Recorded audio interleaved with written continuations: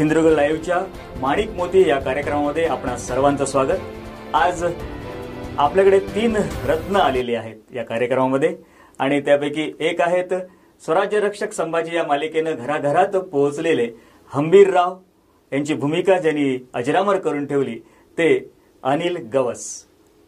त्याचबरोबर त्यांचे 2 मित्र आपल्या सोबत आहेत जे चांगले कलाकार आहेत। त्यामध्ये एक आहेत सुधीरजी कालेलकर आणि दुसरे आहेत विलासजी देशपांडे।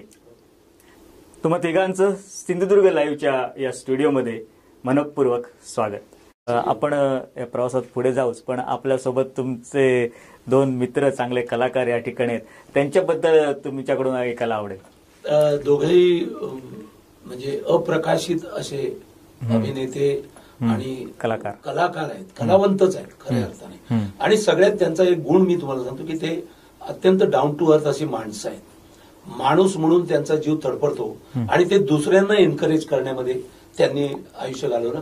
ते स्वतः कधी पुढे यायला बघितलं नाही। आज मला असं वाटतं की तुम्ही पण दिसला पाहिजेत माझ्याबरोबर, आणि मला तोच अट्टास आहे म्हणून मी या दोन्ही कलावंतांमध्ये मी एक खोबडीत बसलेला असा छोटासा कलावंत आहे। दोघेही दिग्गज आहेत। माझ्या उजव्या बाजूला बसलेले विलासजी देशपांडे हे व्यक्ती म्हणजे हा जगासाठीच जन्माला आलेला आहे। हा माणूस अत्यंत तळागाळातल्या लोकांना त्यांच्या घरातले प्रश्न तर सोडवतातच, पण त्या मुलांना नोकरी धंदा मिळवून देण्यापर्यंत यांचं कार्य आहे। उल्हासनगर मधली सगळं यांच्या वडील जयंत देशपांडे हे फार मोठे कार्यकर्ते होते पक्षाचे, आणि त्यांनी तिथे त्यांचं पक्षाचं भरपूर कार्य केलं। त्यांच्या कदाचित प्रेरणेने यांच्यामध्ये समाजसेवा आली आणि समाजसेवेतून यांनी इतक्या मुलांना म्हणजे वाईट मार्गाला जाणाऱ्या मुलांना सन्मार्गाला आणलं। हे करत असताना त्यांच्या कलागुणांना वाव दिला, विविध संस्थांसाठी काम केलं। हे करत असताना त्यांना एक म्हणजे लहानपणापासून गुणगुणायची सवय आवड होती गाण्याची, आणि महत्वाचं म्हणजे ते एम्ब्रॉइड नावाच्या कंपनीत संचालक म्हणून पण नोकरी करता करता एक कला म्हणून स्वतः गाणी म्हणायला लागले। आणि त्यांना एक मोहम्मद रफीचं गाणं ऐकलं की ते सगळं कान थांबून ते ऐकणारे, म्हणजे कान देऊन ऐकणं। देव म्हणजे तुम्ही एक वेळ बाकी सगळे देव बाजू ठेवा, मोहम्मद रफींचा फोटो ठेवा, ते पहिले त्यांना नमस्कार घालतात। इतकं डायहार्ट कोणीतरी असतं की नाही, त्यांना देव मानतात। त्यांच्यासाठी त्यांच्या घरी जाऊन आलेले आहेत, त्यांच्या तिथे त्यांच्या समाधीवर जिथे असेल तिकडे जाऊन येतात, आणि म्हणजे त्यांच्याबद्दल काही बोललं ना की माणूस अत्यंत नतमस्तक। आणि त्यांची गाणी ऐकता ऐकता ते म्हणायला लागले, गुणगुणायला लागले, आणि ते म्हणतात ते कुठे शिकायला गेले नाही गाणं, पण आपण जर डोळे मिटून जर तो आवाज ऐकला तुम्हाला साक्षात मोहम्मद रफी गातायत। इतका आवाज तंतोतंत आहे। याला कारण काय आहे, जे म्हणतो मी माझ्यात जे गुण होते की आतमधून तुम्ही ते आतमध्ये आणलं पाहिजे, तुम्ही ते आपल्या त्या मोहम्मद रफींना आणलं पाहिजे, तर तुमचा आवाजही येतो, एकरूप झालंय, एकरूप व्हायला आलं पाहिजे। आणि ही परकाया प्रवेशाची जी गोष्ट आहे ती त्यांच्यात आहे, पण तरी सुद्धा नाही नाही नाही मला नको, मी नाही असं करत ते लांब राहतात। तर त्यांनाही प्रकाशात आणणं मला सरांकडे येतोच आहे मी, पण विलासजी मगापासून वाट बघतायत। विलासजी आपलं पुन्हा एकदा आपल्या स्टुडिओमध्ये स्वागत। अनिलजींनी तुमच्याबद्दल बरंच काही सांगितलंय, समाजाप्रती आपली काही जबाबदारी आहे आणि ती जबाबदारी आपण पूर्ण केली पाहिजे हे समजून उमजून तुमचं कार्य चाललेलं आहे, आणि अनेकांना सुद्धा तुम्ही रोजगार सुद्धा उपलब्ध करून दिलेत, अनेक मुलांना चांगल्या मार्गाला लावलंय। पण हे करत असताना कुठेतरी एक आपला छंद मोहम्मद रफी खूप मोठं नाव आहे आणि ते तुम्ही जपता आहात। कधी सुरुवात झाली साधारण याची? रफी साहेबांचं मी वयाच्या म्हणजे शाळेमध्ये मी 3री मध्ये होतो, 3री चौथी, आणि मला आठवते की मी शाळेमध्ये पण मला 4थी पासून एक ते रिसेसचा पिरियड असतो आपला, त्या पिरियड मध्ये पण ती गाणी गायला लावायची, ते रफी साहेबांचीच गाणी गायला लावायची। मुलं पण आमचे टीचर्स पण काहीतरी वेगळं वाटत होतं त्यांना की काहीतरी वेगळं, त्यापासून मला ते जे आवड आणि ती जी गाणी ऐकायची आणि हे जे लागलं होतं रफी साहेबांना, तेव्हापासून ते सुरू झालं। आणि मला ही कल्पना नव्हती की माझ्या वडिलांनी रफी साहेबांबरोबर बसलेले आहेत. हा, अच्छा. माझे वडील प्रीमियर मध्ये होते, त्याच्या अगोदर ते गॅरेज मध्ये एका कामाला होते. तर त्या गॅरेज मध्ये रफी साहेबांची गाडी रफी साहेब फक्त माझ्या वडिलांकडनं करून घ्यायचे. क्या बात आहे. असा पण ऋणानुबंध. हे मला एक दिवस जेव्हा घरी फोन आला होता, मी रफी बोलतोय, तर मी बोललो रफी बोलतोय, मी उचलला, कोण रफी? तर मग मी पप्पांना बोललो, थरथरायला लागलो. तोपर्यंत मी एकदम म्हणजे 20-22 वर्ष झालो होतो. तर मग मला पप्पा बोलले, अरे ते मोहम्मद रफी होते ना तुझ्या, त्याचा भाऊ बोलतो. अरे म्हणजे तुम्ही एवढी वर्ष तुम्हाला माहितीये, मी एवढं कधी बोललो नाही तुम्ही. आता तसं झालं. नंतर मग मी ते माझ्या त्या देवासारखंच, मी ते देवच त्यांना. माझी एक हे पण झाली इच्छा, पण मी त्यांच्या घरी गेलो होतो आता 4-5 वर्षापूर्वी. त्यांच्या मुलांनी मला तिथे गाणं गायला लावलं. रफी साहेबांच्या घरामध्ये बसून ते जिथे बसायचे तिथे बसून मी गाणं गायलंय रफी साहेबांना. माझ्यासाठी फार मोठं एक, नक्कीच नक्कीच मोठी गोष्ट आहे. म्हणजे मी तर कापलो होतो पूर्ण तेव्हा, पण तरी पण त्याला ते मी गायलो होतो. आणि तसं ते म्हणजे होतं. आणि माझं आता हे मी गातोय कुठल्या कार्यक्रमामध्ये वगैरे असं गायचो मी. कमर्शियल कधी केलं नाही, कारण रफी साहेबांच्या नावाने मला पैसे कमवायचे नाही, कमवणार पण नाही कधी. पण मग अनिल दादा जेव्हा मला भेटले, अनिल दादांची भेट माझी झाली ती आमच्या एका नाटकाच्या संबंधात झाली. आमचे वामनराव तावडे म्हणून एक नाटककार होते, थोर नाटककार. त्यांचे एक नाटकाचं एक होतं, तर ते आम्ही नाटक बसवलं.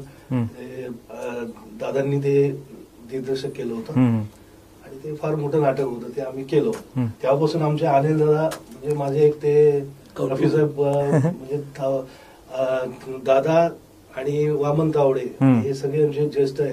यांना मी रफी साहेबांचं जे आहे आपण बोलतात शोधशी मानवा रावळी मंदिरे नांदतो देव हा आपल्या अंतरी शोधिशी. ते रफी साहेबांनी मला सांगून गेले, ही माणसं अशी आहेत तुझ्या जवळ बाबा, त्यांना नीट. क्या बात आहे, काय होते सर. कुठली इन्स्ट्रुमेंट नाहीये, माईक नाहीये, पण नुसतं ड्राय मध्ये नुसतं कुठला सूर न घेता तो सूर पकडणं म्हणजे खरंच हे या हृदयाचं त्या हृदयाशीच झालेलं आहे तुमचं.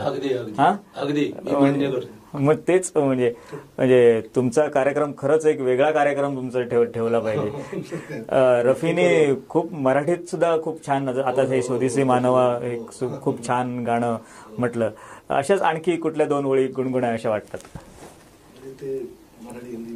कुठलंही मराठी हिंदी कुठलंही तुमच्या आवडीचं, सगळीच तुमच्या आवडती. के सिवा दुनिया में रखा क्या है, ये उठे सुबह चले, ये झुके शाम ढले, मेरा जीना मेरा मरना इन्हीं पलकों के तले, तेरी आंखों के सिवा दुनिया में रखा क्या है. फलक पे जितने सितारे हैं वो भी शर्माए, वो देने वाले मुझे इतनी जिंदगी दे दे, यही सजा है मेरी मौत ही ना मुझे, किसी को चैन मिले मुझको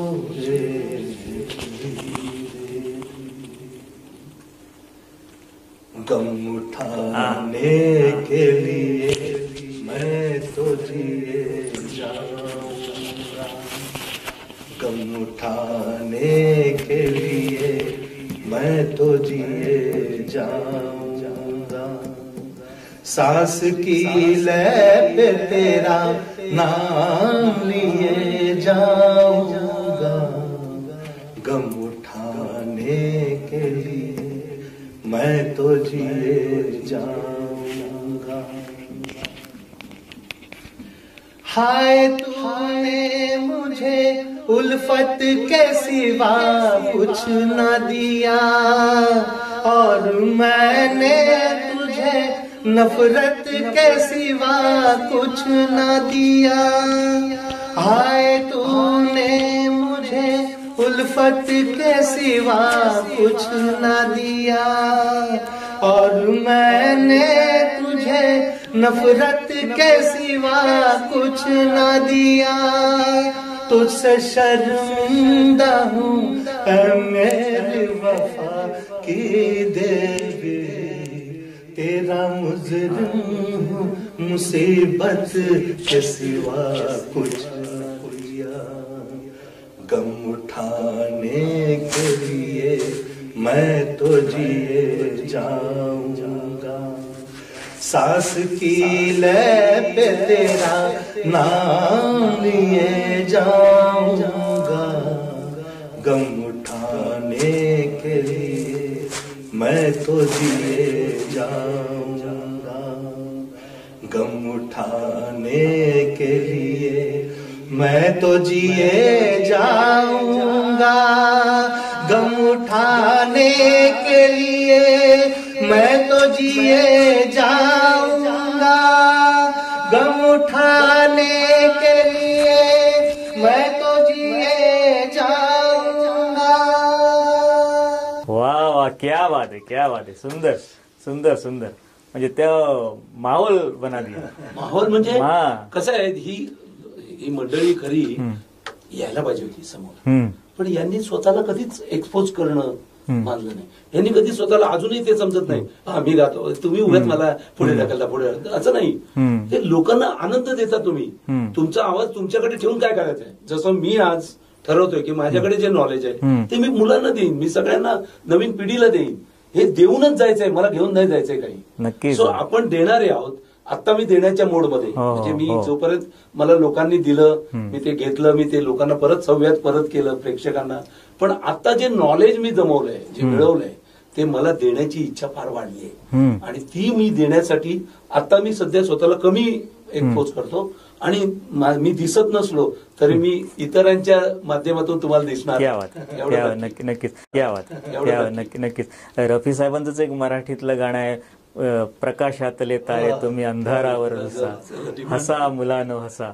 हा, तसं तुम्ही प्रकाशातलेच तारे आहात खरंच. पण जरी अंधारात असलात तरी प्रकाशातलेच तारे, आणि तुम्हाला अनिलजी या निमित्तानं प्रकाशात आणलेलं आहे. माझं तर खूप आवडतं गाणं आहे प्रकाशातले. तर तुम्हाला 2 ओळी त्याच्या. हा, प्रकाशातले तारे तुम्ही अंधारावर रुसा,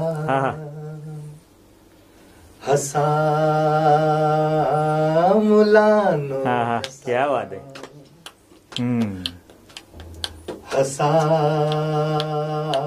मुलानो हसा. सुंदर सुंदर. Thank you very much. पुन्हा तुम्हाला मी बोलल्याप्रमाणे, अरे क्या मक्खन जैसा. मक्खन वेगळा त्यांचा एक कार्यक्रम होईल असं म्हणतात. पण त्यांना स्वतःला आणणं माझं काम मी समजतो. आणि रफीजींचा स्वभावही असाच होता. म्हणजे ते पण असं जास्त किशोर कुमार आणि रफीची 2 वेगवेगळी टोकं आहेत. हा, म्हणजे तो असा हुशार मुलगा असतो आणि जो थोडा एक नटखट मुलगा असतो, याच्यामध्ये जो फरक आहे तो फरक ह्या दोघांमध्ये आहे. हुशार होते, करेक्ट होते, पण तो एक सिन्सिअर मुलगा असतो आणि एक असा नटखट मुलगा असतो. क्लासमध्ये मोडणारा म्हणजे मोहम्मद रफी. पर्याय माणूस म्हणून ग्रेट. Yes yes. माणूस म्हणून त्यांच्या एवढ्या गोष्टी आहेत. आम्हाला त्याचा कार्यक्रम करावा असं मला फार वाटतंय. आणि ते मी मटेरियल पण गोळा करून आम्ही ठेवलंय. फक्त काय होतंय, माझ्या व्यस्ततेमुळे ही मंडळी जरा अशी आयडिया, ती व्यस्तता आता कमी करून यांना जास्तीत जास्त एक्सपोज करणं, असंही एक विचार आहे. मी थोडा वेळ देणारच आहे. आणि एकदा सेट झाला कार्यक्रम ना, मग काय विचारू नका, असं होईल ते. आमचं एक विविधा म्हणून संस्था आहे, इव्हेंट्स करतो आम्ही. म्हणजे पोलिसांचं स्वर तरंग वगैरे मी केलेलं आहे. तर त्यामध्ये पण किंवा मग मी असे गाण्यांचे वगैरे कार्यक्रम आम्ही ठेवत असतो. मी दुसऱ्या कलाकारांना मी स्टेजवरती